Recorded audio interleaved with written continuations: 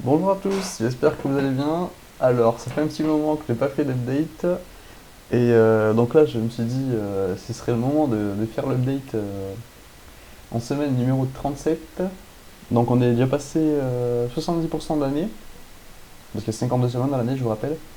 Donc moi je vous dis, si vous n'avez pas commencé à investir, si vous avez des projets d'investissement, d'amélioration de patrimoine, les trois quarts de l'année sont désormais terminés. Je suis désolé d'annoncer cette triste nouvelle.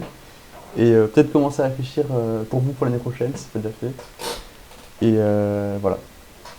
Donc aujourd'hui, jour particulier, mon PO il affiche le chiffre 69. Donc je trouve ça plutôt rigolo, donc je me suis dit c'est le moment de faire l'update. 69 quoi? Ben 69 000, simplement. Alors, on va se retrouver direct sur la page du PEA. Donc aujourd'hui, le PEA, il est valorisé 69 000,36 euros. Donc j'ai des espèces de 1000 euros donc, que j'ai injecté dans mon compte récemment. Euh, et 67 965 euros de valorisation des titres. Donc pour la répartition, elle est la suivante. Donc j'ai 28 parts de Amundi Nasdaq Leverage, 678 parts du BNP S&P 500 et 470 parts du Amundi ETF Lev USA.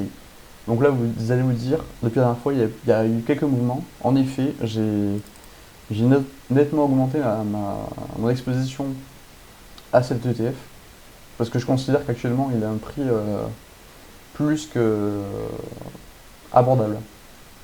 Je vais m'expliquer. Donc je vais vous montrer les mouvements quand même. Ensuite je vous montrerai la répartition géographique, etc. Enfin, tout le, tout, le, tout ce qu'il faut. Donc comme je l'ai dit, le 7 septembre, donc là on est combien? On est le 14, j'ai fait un virement de 1000 euros. En parallèle de mon PEA, donc ça j'en parle pas aujourd'hui, mais j'avais alimenté mon CTO pendant le mois d'août. Donc là actuellement, j'essaie de moins se mettre sur mon PEA et plus accentuer les entrées sur mon CTO. Mais là je me suis dit que c'était quand même le moment de remettre un peu d'argent sur le PEA. Donc comme vous pouvez le voir, le 5 septembre, j'ai fait un mouvement. Donc pour rappel, j'avais plus d'espèces que ça. J'ai fait un mouvement de 3400 euros. J'ai acheté 150 parts du MSCI Leverage. Donc, et le 4 septembre, j'ai fait pareil, j'avais acheté 20 parts. En fait, j'ai commencé une première fois et je me suis dit, en fait, ma stratégie, elle est définie en fait. J'ai pas besoin de réfléchir plus que ça. Et du coup, je me suis dit, bah, go, en fait. J'ai pas envie de me prendre la tête. Tout simplement. Je sais pas si j'ai montré pour août, donc dans le doute, je vais le faire quand même. Dans le doute, donc en août aussi, le 22 août, j'ai fait un mouvement également. J'ai commencé à prendre cet ETF là. Et le 5 août, pareil, j'avais commencé à prendre quelques petits parts. Voilà. J'avais aussi fait un virement début août. Donc voilà pour la situation. Pourquoi je pense que prendre un peu de cet ETF là, c'est bien pour moi. Parce qu'en fait, il est beaucoup plus.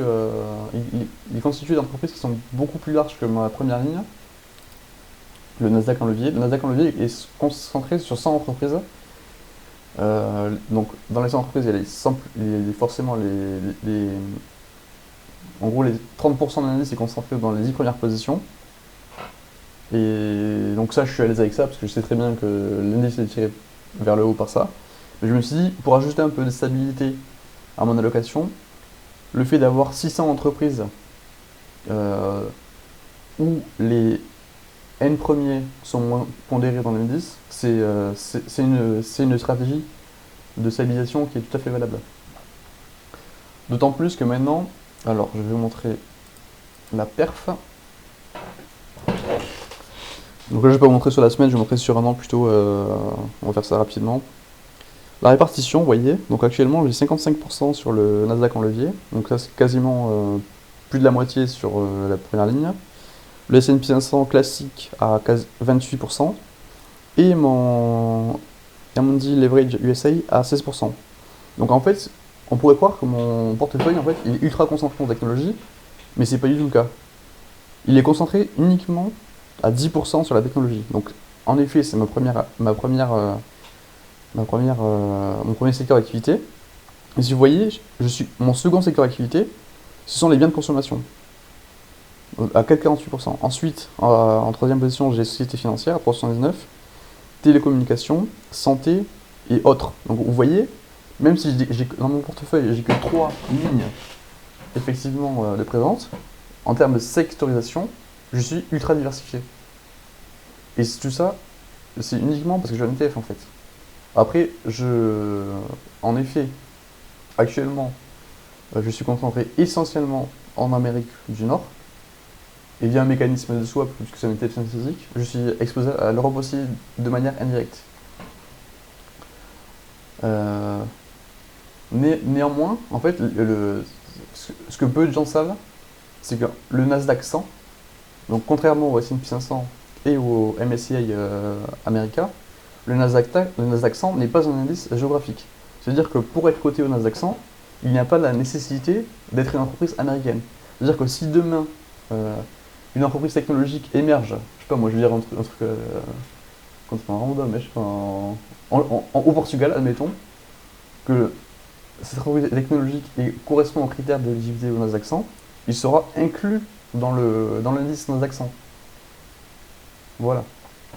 Donc ça c'est juste pour votre culture générale. Vous pourrez vérifier d'ailleurs, hein. Donc voilà.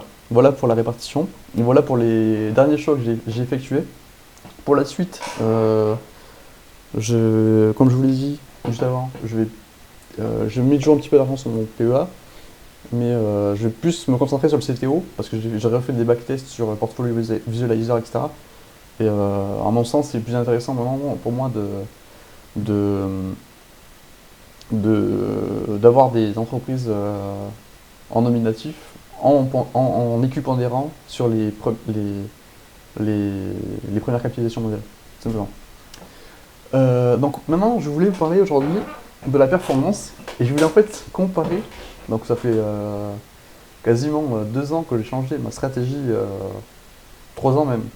Je suis passé d'une stratégie où je sélectionnais moi-même des actions en stock picking, et depuis mi-2022, j'ai commencé à partir sur le ETF S&P 500, ensuite j'ai commencé à partir sur des ETF leviers,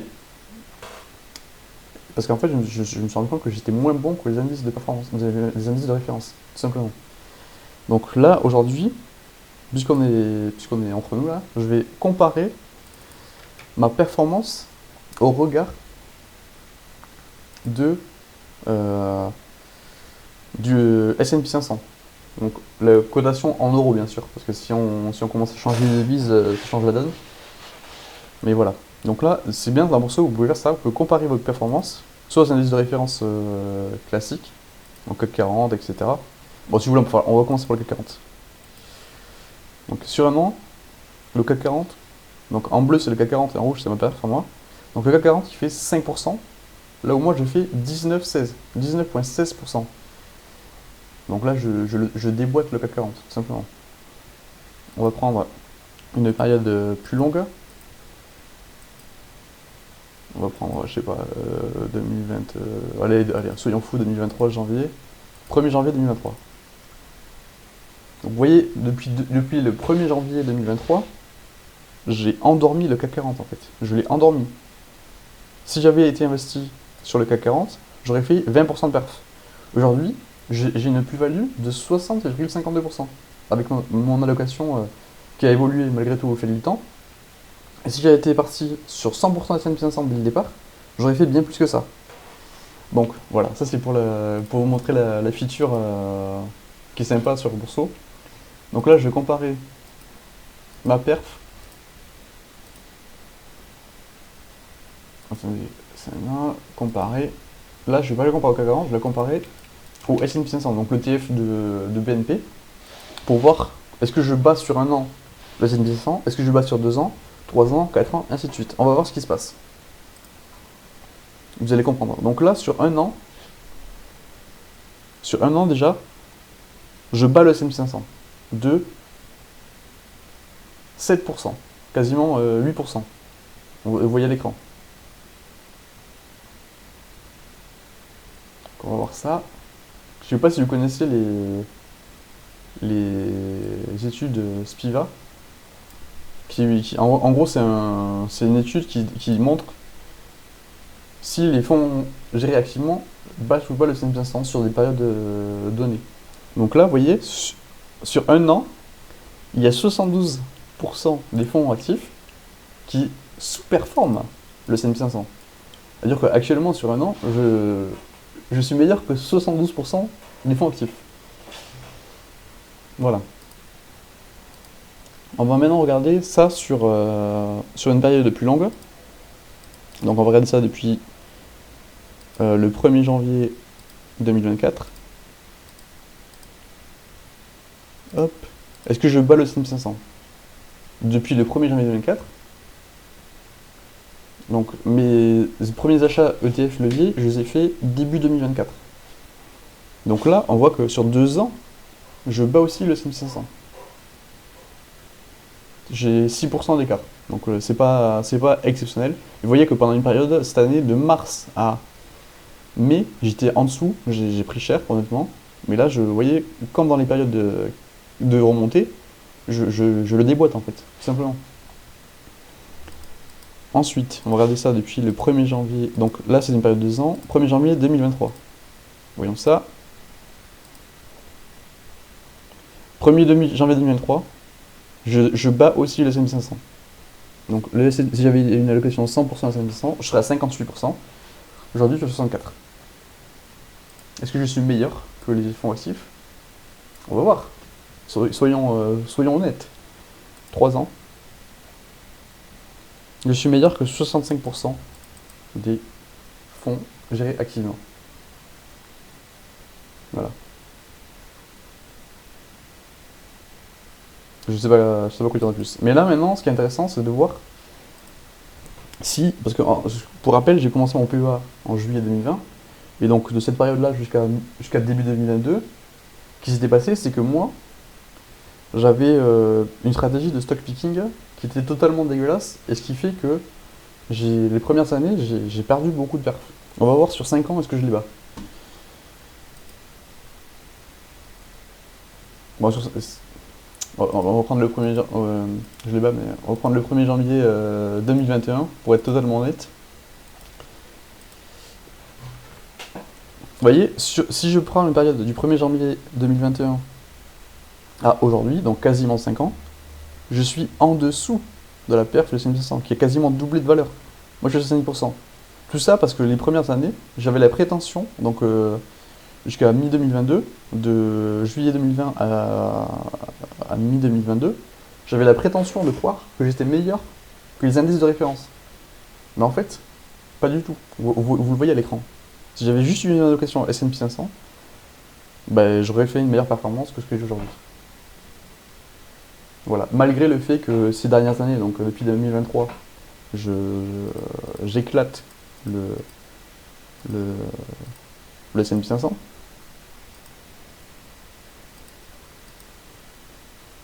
Bon, j'éclate de pas grand chose. Hein. Si j'avais eu la présence d'esprit de me concentrer uniquement sur une seule ligne, j'aurais fait mieux aujourd'hui. Donc aujourd'hui, j'ai rectifié le tir. J'ai une stratégie qui est un peu différente. C'est-à-dire que je prends du S&P 500 et en plus, je prends un effet. Donc le S&P 500, c'est un peu ma base de stabilité de mon portefeuille. Mais en plus de ça, je prends une poche en levier qui me permet d'accentuer les performances à la hausse ou à la baisse. Donc là, prochainement, qu'est-ce qui va se passer? Si dans les prochains mois ça baisse, forcément je vais repasser en dessous la perf. Donc comme si ce qui s'est passé en mars, de mars à mai. Mais sur le long terme, cet écart-là, en fait, il va se démultiplier. Donc pour ça, je vais rapidement vous montrer ça. Hop. Donc là, c'est mon portefeuille. Donc avec mon allocation actuelle qui est aujourd'hui stabilisée, donc en termes de pourcentage, je vais pas trop différer de ce que j'ai aujourd'hui. Mais qu'est-ce que je peux m'attendre à... Qu'est-ce que j'aurais dû m'attendre à voir si j'avais fait ça sur 5 ans? et qu'est-ce que je peux maintenant avoir pour le futur. Donc, je vais comparer ça au même indice, hein.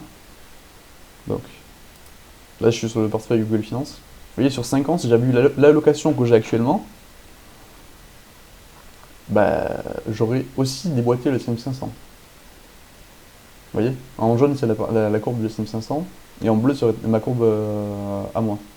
Donc, moi, j'ai commencé à faire ça, à changer vraiment de stratégie à partir de là. Donc, si je prends d'ici... Ah, mais on peut pas le faire là.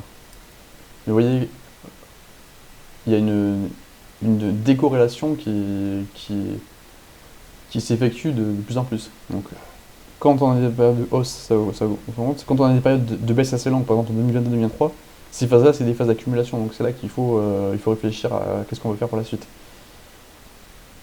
Donc là, actuellement, on était sur une période de hausse. On a eu une période de baisse assez conséquente là, en début d'année.